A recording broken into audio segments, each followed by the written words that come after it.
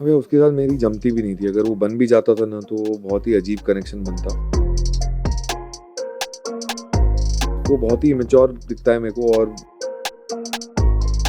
हमेशा ऐसे ही होता था कि अभिषेक मेरे ऑपोजिट साइड पे ही होता था। तू 36 साल का है तो मैं हूँ यार। अगर वर्सेस अगर बीच में लगा है तो उन लोगों ने ही लगाया होगा। मुझे ऐसा लग रहा था मैं बच्चों से लड़ रहा हूँ और वो भी फुकरे बच्चे। मैंने उसके अंदर एक अच्छा इंसान देखा, मैंने उसका एक समझदार इंसान देखा। वो एल्विश को किसी और इमेज में परसीव करते हैं। उसकी अच्छाई की कदर करो, वो समझदार बंदा है, दिल से अच्छा है। और ये चीज मैंने पूजा जी को बोल दिया। पूजा जी का बोलना है कि अगर पंख लगने हैं तो लगने दो, फिर तो उड़ने दो। मनीषा कभी तो रियल हो जाए यार। अभिषेक के साथ भी आपका बहुत अच्छा नहीं रह पाया। इनफैक्ट आपने ट्राई भी किया वो कनेक्शन बनाने का और वो दिख के आया कि यू आर ट्राइंग, पर उनकी तरफ से कुछ नहीं आया। व्हाट यू वांट टू से ऑन दिस? अबे उसके साथ मेरी जमती भी नहीं थी। अगर वो बन भी जाता था ना तो बहुत ही अजीब कनेक्शन बनता। और नहीं, वो बन ही नहीं सकता। उसकी वाइब भी अलग है, मेरी वाइब भी अलग है। वो बहुत ही इमेच्योर दिखता है मेरे को और मेरी उसके साथ बन नहीं पाती। कि मैं तो वैसे मेरी एज के ही दोस्त बहुत कम है मेरी लाइफ में। मेरे सारे दोस्त मेरे हिसाब से 45-55 के बीच के ब्रैकेट के हैं। तो मैं अपने आप को मानता हूँ मैं ओल्ड सोल हूँ और मेरी थिंकिंग वैसी है और मुझे उसमें कोई प्रॉब्लम नहीं है। तो अभिषेक के साथ मेरी वैसे नहीं बनती थी, बट मैं चाहता था कि जो भी रहे सब शांति से रहे। बट अब टास्क में हमेशा ऐसा ही होता था कि अभिषेक मेरे ऑपोजिट साइड पे ही होता था और उसको मेरा पॉइंट ऑफ व्यू कभी समझ में नहीं आता था। प्रॉब्लम ये होती थी, मुझे तो पता है वो टास्क ऐसा क्यों खेल रहा है, लेकिन मैं टास्क क्यों ऐसा खेल रहा हूँ वो उसके समझ में नहीं आता था और उसको लेके वो लड़ता रहता था। जब उसने पहली दफा कई बार उसने एज शेमिंग किया। पहली दफा उसने जब ये स्टार्ट किया तो आपको ऐसा नहीं लगा कि इसको यहीं रोकने की जरूरत है? यार तू मेरी एज मुझे ही बोल रहा है तो इसमें रोकना क्या है? मतलब ये तो ऐसा हो गया कि मुझे ऐसा बोलना तू ना अविनाश है। अबे वो तो मैं हूँ। तो एज गुड एज यार तू 36 साल का है तो मैं हूँ। तो रिएक्शन आप समझ रहे हो, सेम है। मतलब वो मेरी रियलिटी है, वो ऑनलाइन है, गूगल पे है, वो इसमें छुपाना क्या है? और इसमें शेमिंग क्या है? इसमें कुछ शेमिंग जैसा मुझे लगा ही नहीं। तो मैंने उसको तवज्जो ही नहीं दिया और उसमें कुछ तवज्जो मुझे नहीं दिखा। मुझसे ज्यादा अपसेट तो उल्टा वो हो गई पूजा जी कि क्या ये शेमिंग लगा के रखा है। सबको लग रहा था, दिख रहा था। वैसे क्या आपने भी वो अंदर रह के फील किया कि यूट्यूबर वर्सेस टीवी सेलेब्स का ये शो बन गया है? Do you really feel that? यार अगर वर्सेस अगर बीच में लगा है तो उन लोगों ने ही लगाया होगा। क्योंकि हमारा पहली बात तो कोई ग्रुप नहीं था। हम लोग किसी को इन्फ्लुएंस नहीं करते थे। हम लोग किसी को ये नहीं बताते थे कि किसके साथ कनेक्शन करना चाहिए, किसके साथ नहीं करना चाहिए। वो लोग ही एक दूसरे को समझाते रहते थे। तो उनका जो ग्रुप था उनकी तरफ से वर्सेस बीच में आया हो तो आया होगा, क्योंकि इवेंचुअली इस शो में इतनी बार फॉलोअर्स सुनने में आया है। और अभिषेक के जो भी वीडियोस मैंने देखे हैं जो उस दिन दिखाया हमें सलमान सर ने, हाँ, तो ये उनका ही माइंडसेट हो सकता है जो उन्होंने वर्सेस लगाया। और उन्हें लगता है, उनकी तो सोच भाई अपरंपार है, वो तो कहीं और ही जीते हैं, तो उसका तो कनेक्शन ही नहीं है यहाँ पे। एल्विश के फैंस से बीच में आपके फैमिली को थ्रेटन्स मिलने लगे थे, धमकियां आने लगी थी, या इस पर क्या कहना चाहेंगे आप? यार उसके दिमाग में मैं टारगेट था और ऑन द कॉन्ट्ररी उसका मेरे फेस पे ये कहना था कि आप वीक हो, मैं इसलिए आपको टारगेट कर रहा हूँ। वीक होता तो क्यों टारगेट करता? मजा आए ना, आपका कंपटीटर भी आपके जैसा हो। लाइक जैसे मैं कह सकता हूँ कि मुझे घर में कोई मर्द मिला ही नहीं। एक ही मर्द मिला जो जैड था मेरे अलावा, अब वो मेरा दोस्त बन गया। कोई दूसरा मर्द होता तो मुझे लड़ने में मजा आता। मुझे ऐसा लग रहा था मैं बच्चों से लड़ रहा हूँ और वो भी फुकरे बच्चे। तो मजा नहीं आया लड़ने में। मुझे ऐसा मैन टू मैन वाली फीलिंग नहीं आई कि हाँ कि दो बुलंद आवाज लड़ रही है। रही बात एल्विश की, तो उसने मुझे टारगेट बनाया। ठीक है, अब तूने सोते हुए शेर को जगाया तो ठीक है, अब कॉन्सिक्वेंसेस झेलो। तो अब मैंने भी बोलना शुरू किया। जरूरी नहीं है मैं गाली का जवाब गाली से दूं, बैड लैंग्वेज का जवाब बैड लैंग्वेज से दूं। मेरा रिमोट कंट्रोल मेरे ही हाथ में ही रहेगा। वो मेरा थंब रूल है लाइफ का और मैंने उसे ही फॉलो किया।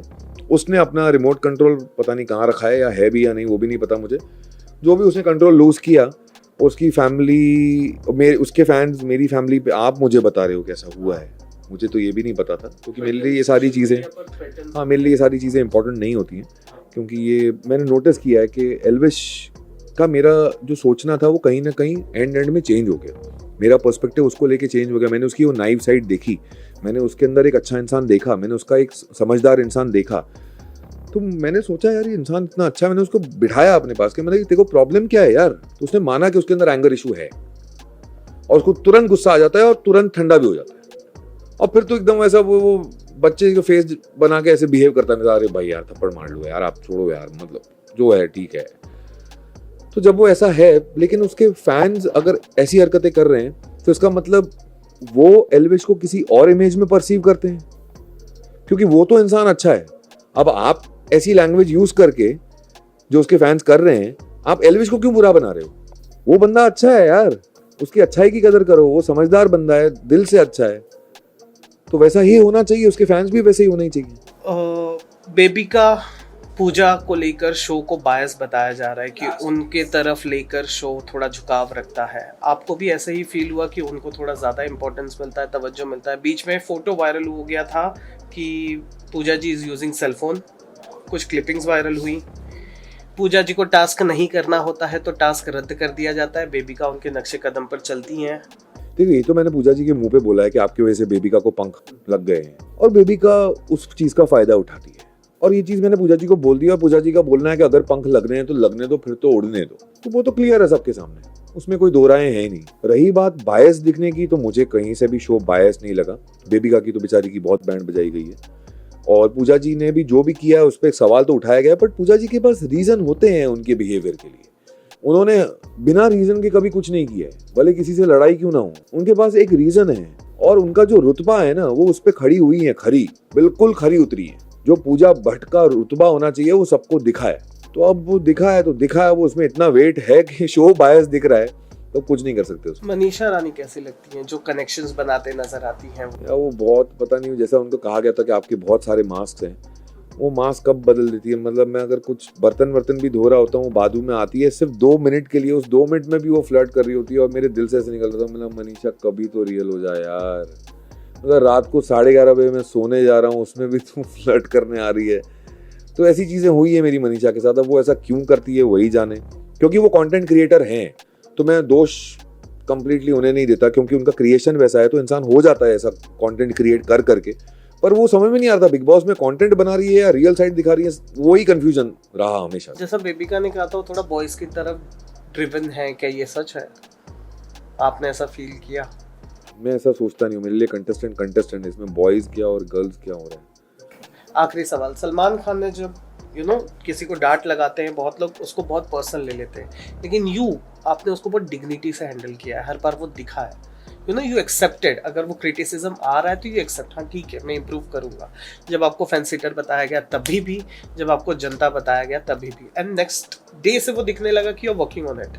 यार पहली बात तो ऐसे शो में हर किसी को कहा नहीं जाता कुछ, तो मुझे अगर कुछ कहा जा रहा है तो कहीं ना कहीं मैं इंपॉर्टेंट हूँ, और अगर मैं इंपॉर्टेंट हूँ तो मुझसे वो कुछ एक्सपेक्ट करते हैं, तो अगर एक्सपेक्ट करते हैं तो मुझे कहीं ना कहीं वो चीज़ समझ के, क्या मैसेज है इसके अंदर, वो समझ के मुझे इम्प्रूव करना है।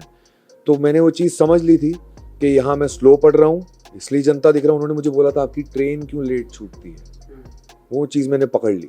उसका जवाब मैंने नहीं निकाला, क्योंकि मेरे रिएक्शन लेट आते हैं, क्योंकि मैं तुरंत किसी कंक्लूजन पे नहीं पहुंच जाता कि हाँ इसने ऐसा किया गलत है, हाँ इसने ऐसा किया, हाँ ये सही बोल रहा है। तो मेरी वो बॉडी लैंग्वेज और मेरा सोचना होता नहीं। I take my own good time. सिर्फ मैंने अपनी पर्सनालिटी को 10x फास्ट कर दिया, और जो कर पाऊँ वो ऐसा भी ना दिखे कि कुछ अनरियली कर लिया just reality show big boss में दिखने के लिए। तो मुझे अपनी पर्सनालिटी में ही रह के उसी को 10x फास्ट करना था, जो मैंने किया। कैसा लगा टेली चक्कर से इंटरैक्ट करके? यार टेली चक्कर से बहुत टाइम के बाद इंटरैक्ट कर रहा हूँ। लास्ट मेरे ख्याल से होली पर इंटरैक्ट किया था, तो उसके बाद अभी मिल रहे हैं। अब तो मिलते रहेंगे, आई होप बहुत जल्दी कुछ ना कुछ होता रहे। We hope, you need to know कि टेली चक्कर से मिलना है। हाँ डेफिनेटली, उसमें कोई प्रॉब्लम है ही नहीं। It's always it's a two way relationship. Thank you so much. Thank you. Hi, मैं हूँ Avinash Vijay Sachdev and you are watching me on Tele चक्कर।